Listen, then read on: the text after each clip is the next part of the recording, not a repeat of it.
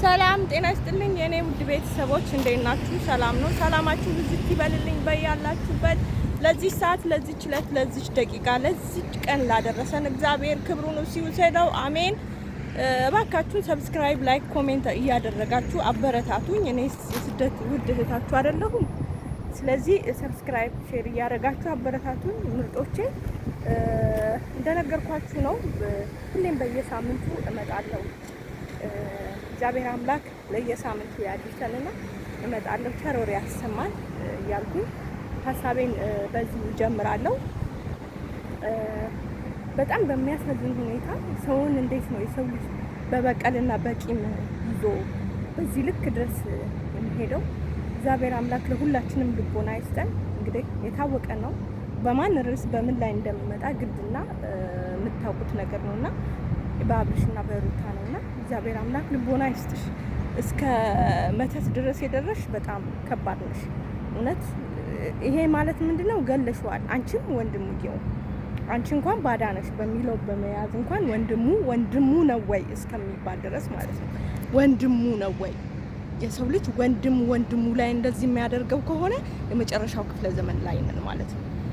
ስለዚህ እግዚአብሔር አምላክ እንግዲህ ይፍረደው። አረ ድረሱለት፣ ፕሊስ ድረሱለት። አንገቱ ላይ የተደረደረውን አውልቁለት። የራሱ ወርቅ ራሱ የለም እኮ እዛ ላይ አይደል?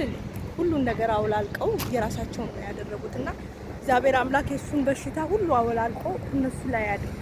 የእውነት በጣም በሚያስጠላ ሁኔታ ብቻ ዩቲዩብ ላይ መታችሁ እህቶቹ የሆነ በጣም ከምታወሩ እሱን መፍትሄ እሱን ለማዳን ሞክሩ፣ እሱን ለማትረፍ ሞክሩ ጋይስ። በጣም በቃ የከፋ ላይ ነው። ምክንያቱም ብዙ ፈዟል፣ ደንዝዟል። ምን ልበል ነው የሚለው? እንደ ህፃን እኮ ነው የሚያደርገው፣ እንደ ጅል እኮ ነው የሚያደርገው። እንዴ ምን ሆናችሁ ነው? እረ ንቁ እህቶች፣ እረ ንቁ። እግዚአብሔርን በጣም በሚያስጠላ ደረጃ ላይ ነውና እኔ እንጃ፣ እኔ ፈርቻለሁ፣ እውነት ፈርቻለሁ። እቺ ቀን እንደምትመጣ በደንብ አውቄ ነበረ። በዛ ላይ ወንድምየው ራሱ ልክ አይደለም። ወንድምየውን ራሱ ሳታስነካው አይቀርም። እግዚአብሔርን ኧረ ምን አይነት እቺ መተተኛ ናት? ወይኔ ሰው እኮ በፍቅር ነው እንጂ የሚይዘው በመተት ነው እንዴ?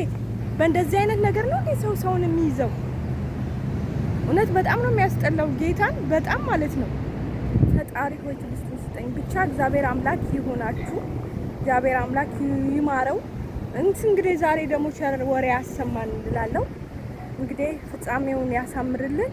ለዚህ ሰዓት፣ ለዚህ ቀን፣ ለዚህ ደቂቃ፣ ለዚህ ሰከንድ ያደረሰን ልዑል እግዚአብሔር ለሳምንቱ ያድርሰን። ቸር ወሬ ያሰማን። ኢትዮጵያ ለዘላለም ትኑር። ባይ ባይ።